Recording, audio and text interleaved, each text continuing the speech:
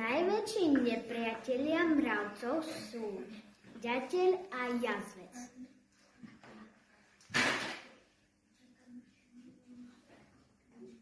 Mravce nikdy nezabúdia.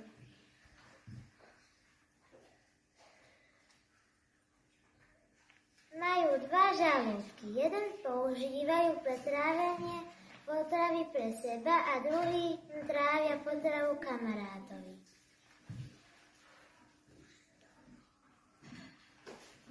Mravce sú veľmi silné.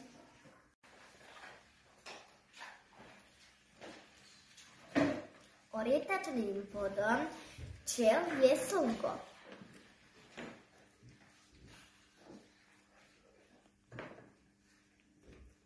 Včely chováme už od dávna.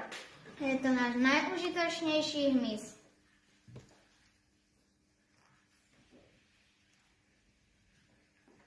Toto je trúd. Na jeseň ho vyženú z úľa. A toto je včelí gvozd a toto je včelí per. Včely produkujú med, propolis, čo sú pre ľudí veľmi užitočné.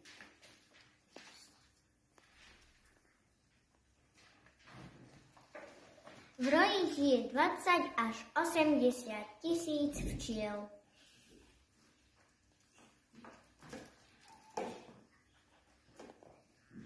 Včelia kráľovna sa považuje za najdôležitejšiu včelu v úli. Včela medonosná pochádza z Afriky. Toto je ľad, toto je med.